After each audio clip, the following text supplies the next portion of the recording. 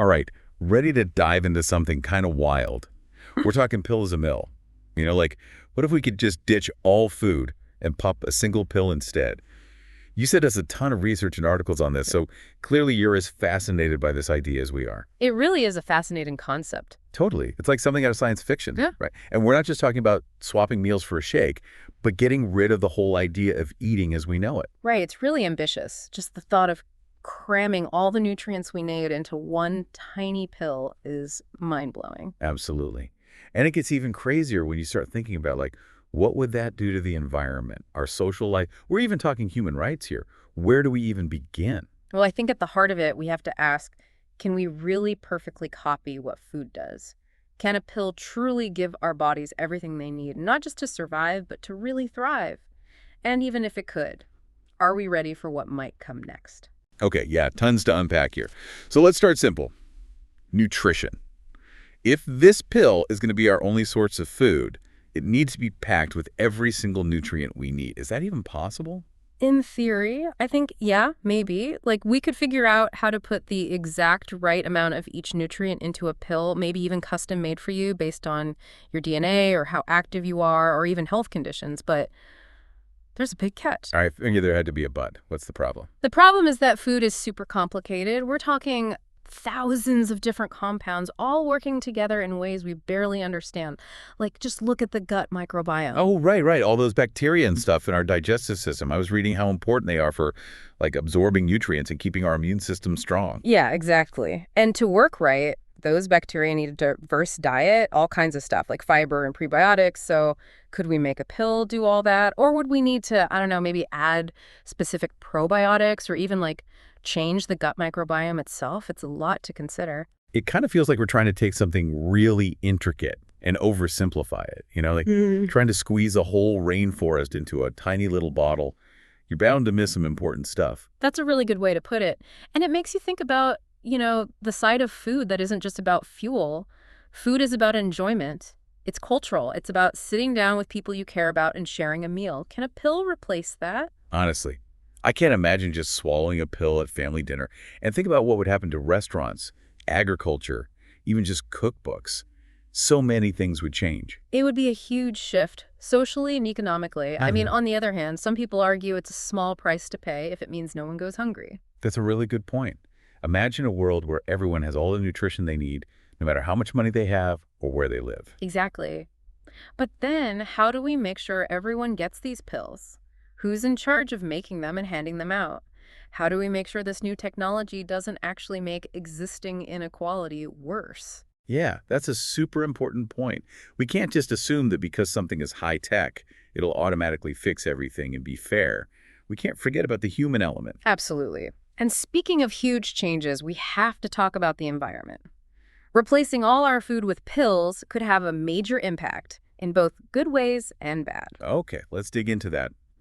I can definitely see how getting rid of industrial-scale farming could be a win for the planet. Right. Think about it. No more deforestation for farmland, way less water usage, and we drastically cut down on all the pesticides and fertilizers that end up polluting the environment.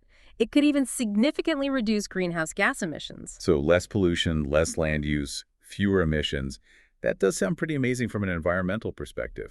But I have a feeling it can't be quite that simple, can it? You're right. There are always trade-offs. Like, we have to think about all the energy and resources it would take to make these pills for, well, basically everyone on the planet. That can't be a small operation. That's a good point. And what about waste? Even if we don't have food waste anymore, what happens to all the packaging from the pills? And what about any byproducts from making them?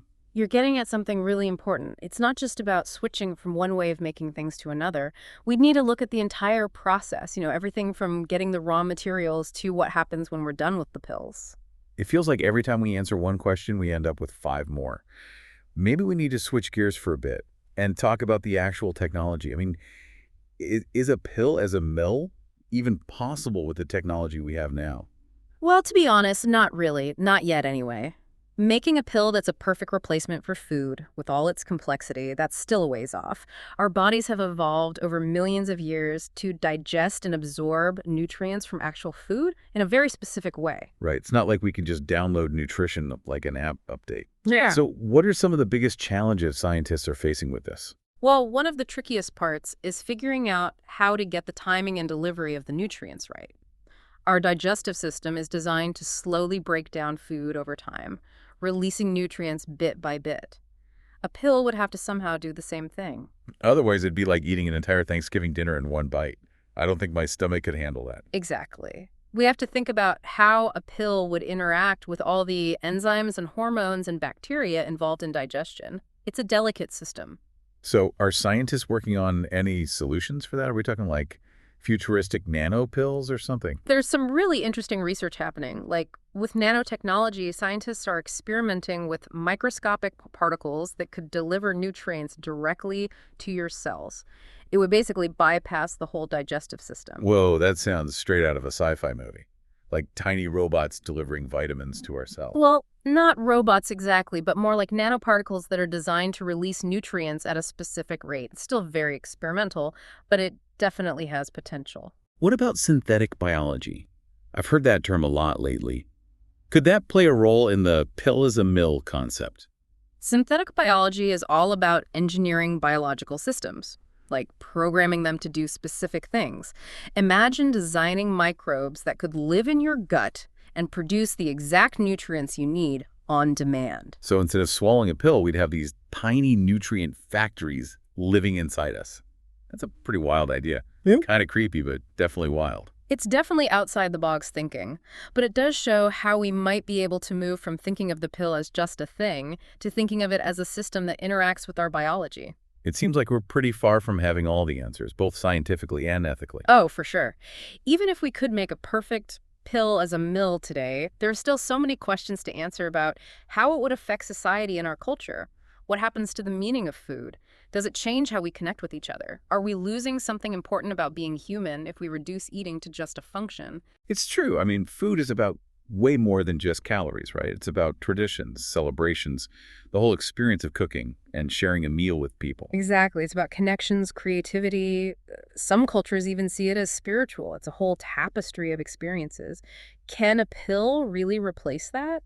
It makes you think maybe we're focusing too much on the technology itself and not enough on what it means for us as humans. Are we trying to solve problems that need more creative, complex solutions? I think you're right. It's not always just about what we can do, but what we should do. What kind of future do we want to build with technology? We've been talking a lot about the potential problems with the pill as a mill, but even if it's not perfect, could it be a useful tool to fight hunger and malnutrition around the world? That's the big question, right? Think about a world where every child has access to perfect nutrition no matter what. No more famine, no more kids whose development is stunted because they don't have enough to eat. It's a powerful idea. That's a future I think everyone would want. But like we've been talking about, the pill as a mill isn't a magic solution. Even if we figure out all the technical stuff, we still have to deal with all the ethical and social questions. You got it. How do we make sure everyone gets access? Who decides who gets what? And what about all the unintended consequences?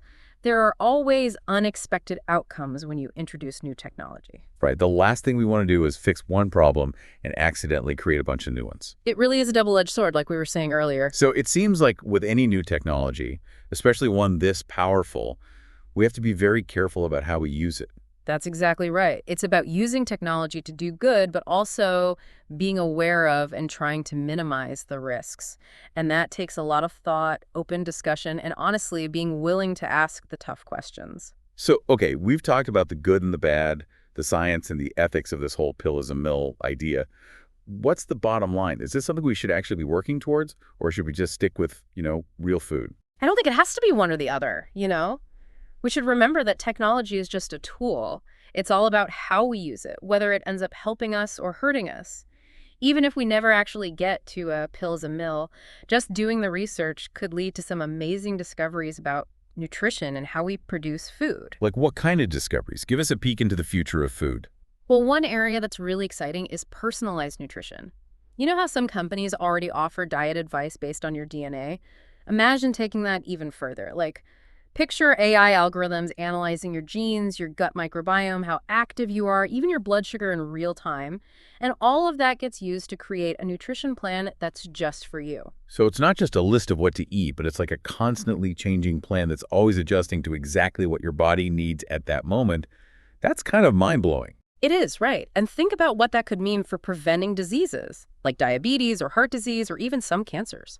If we can really understand how our genes and our lifestyles affect how our bodies use nutrition, we could tailor interventions to each person way more effectively than just giving everyone the same general advice. Okay, I'm starting to see how this research could be a game changer, even if we never actually replace all our meals with pills.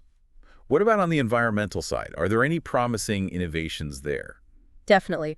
Cellular agriculture is one area with tons of potential. Imagine growing meat in a lab using just cells. Instead of raising and slaughtering animals, you'd get meat that's basically identical to what we eat now, but without the huge impact on the environment. Lab-grown burgers, yeah, I've heard about that. It still sounds kind of weird to me, if I'm being honest, but hey, I'm open to it.